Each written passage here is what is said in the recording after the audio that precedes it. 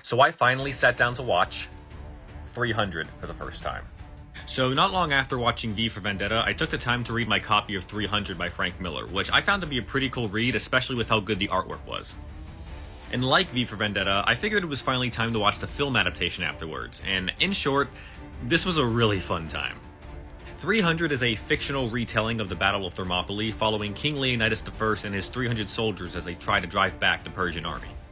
The story is pretty straightforward and is actually almost one-to-one with the source material, though where I think this film actually improves upon the comic is with the addition of scenes where the queen is trying to convince the Spartan council to send reinforcements for Leonidas, which I think added a little more depth to an already thin story. Truth be told, I'm not much of a fan of Zack Snyder's other movies, but here I think his visual style meshes really well with what he's adapting, as not only does the cinematography emulate a lot of panels from the comic, but the action plays out in a very brutal way and is just entertaining to watch as a whole. And then Gerard Butler absolutely kills it as Leonidas, portraying some of that intense Spartan rage throughout the movie while also remaining stoic in some of the few quieter moments of the film that show you why he's the leader of this army. Also, quick side note, I didn't realize this was Michael Fassbender's first movie, and he does a very fine job here. Always love some Michael Fassbender.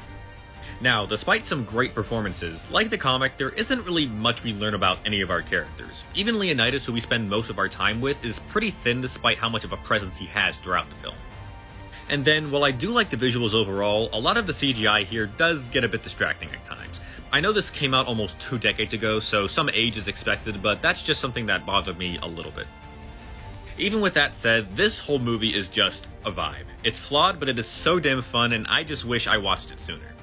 Despite some thin characters and some iffy visuals here and there, 300 is still a very entertaining ride from start to finish thanks to its brutal action, superb cinematography, and intense performances, making this one of the few Zack Snyder films I genuinely enjoy.